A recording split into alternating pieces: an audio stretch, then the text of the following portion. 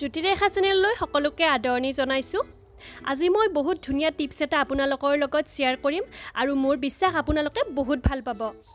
Motor আমি ঠাণ্ডাৰ দিনত বহুত বেছিকৈ পাওঁ বা বহুত কম দামতে পাওঁ নহয় জানো, আৰু আমি গৰমৰ দিনতো বিচাৰোঁ মটৰৰ ৰেচিপি বনাব বা আমাক বহুতে প্ৰয়োজন হয় মটৰ। আমি তেতিয়া গৰমৰ দিনত খুব বেছিকৈ নাপাওঁ মটৰবিলাক আৰু পালেও বহুত বেছি দাম হয়। গতিকে এই ঠাণ্ডাৰ দিনৰ পৰা গৰমৰ দিনলৈকে মটৰনো কেনেকুৱাকৈ ষ্ট'ৰ কৰিব পাৰি আহকচোন চাওঁ।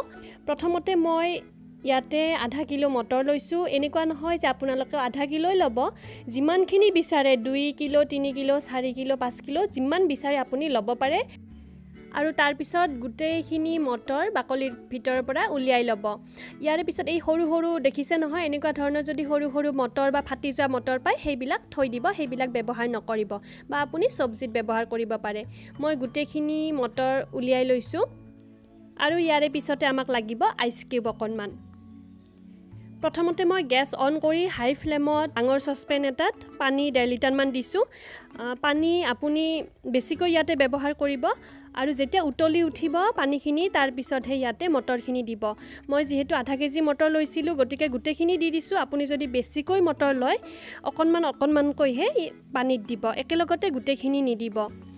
2 মিনিটৰ ভিতৰত আপুনি দেখিব গোটেই মটৰবিলাক পানীৰ ওপৰলৈকে উঠি আহিছে। 2 মিনিটতকৈ বেছি আপুনি নাৰাখিব আৰু তাৰপিছতে আপুনি উলিয়াই ল'ব।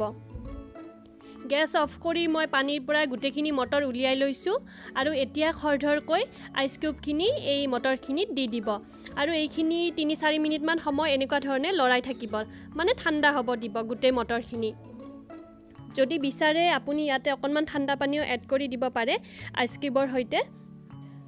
আইচ কিউবখিনি যেতিয়া ভালদৰে গলি যাব আৰু 4 মিনিটমান হৈ যাব তাৰপিছতে আপুনি পানীখিনিৰ পৰা পুনৰ মটৰখিনি উলিয়াই ল'ব।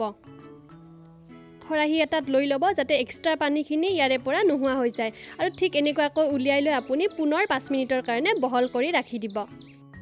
আৰু এই মটৰখিনি 6-7 মাহলৈকে ষ্ট'ৰ কৰি ৰখাৰ বাবে মই এটা এয়াৰটাইট কণ্টেইনাৰ লৈছোঁ সৰু আৰু এটা নৰ্মেল পলিথিন লৈছোঁ। আপুনি যদি পায় জিপলক বেগ ইয়াতে ইউজ কৰিব পাৰে, সেইটো বেছি ভাল হয়, বা সৰু সৰু এনেকুৱাকৈ নৰ্মেল পলিথিনো ল'ব পাৰে। এতিয়া মই ইয়াৰে অকণমান মটৰ এয়াৰটাইট কণ্টেইনাৰটোত ভৰাই দেখুৱাই দিছোঁ আৰু তাৰপিছত ঢাকনিখন বন্ধ কৰি এইটো ফ্ৰিজাৰত ৰাখি দিব। পুনৰ মই মটৰখিনি এটা নৰ্মেল পলিথিনত কেনেকুৱাকৈ ষ্ট'ৰ কৰিব পাৰি তাকে আপোনালোকক দেখুৱাই দিছোঁ। প্ৰথমতে মটৰখিনি ইয়াতে ভৰাই ল'ব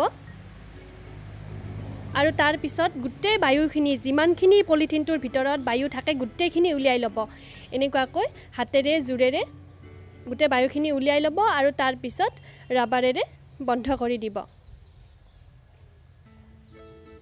এনেকুৱাকৈও আপুনি ষ্ট'ৰ কৰিব পাৰে। এতিয়া এইখিনি ফ্ৰিজাৰত ৰাখি দিব।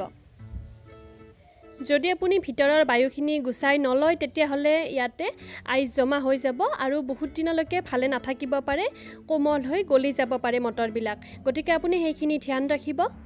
ইয়াৰে পিছতে আৰু এটা মন কৰিবলগীয়া কথা যে আপুনি একেলগতে এটা প্লাষ্টিকত বা এটা এয়াৰটাইট কণ্টেইনাৰতে গোটেইখিনি মটৰ ভৰাই নথ'ব।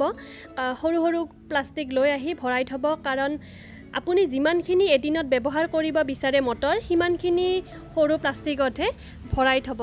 কাৰণ এবাৰ যদি এটা প্লাষ্টিকৰ পৰা বা এয়াৰটাইট কণ্টেইনাৰৰ পৰা আপুনি উলিয়াই মটৰ কেইদিনমানৰ পিছত ব্যৱহাৰ কৰে, তাৰপিছত আকৌ যদি সেই পলিথিনটো ভিতৰত সোমাই থৈ দিয়ে তেতিয়াহ'লে ইমান বেছি ফ্ৰেছ হৈ নাথাকিব, মটৰখিনি বেয়া হৈ যোৱাৰ চান্স থাকে। গতিকে সেইটো আপুনি একেবাৰে ধ্যান ৰাখিব। যদি এই ভিডিঅ'টো চাই আপোনালোকে ভাল পালে তেতিয়াহ'লে লাইক কৰিব, লগতে শ্বেয়াৰ কৰিব যাতে আনেও গম পায় এই প্ৰচেছটো। আজিলৈকে আহিছোঁ, ধন্যবাদ।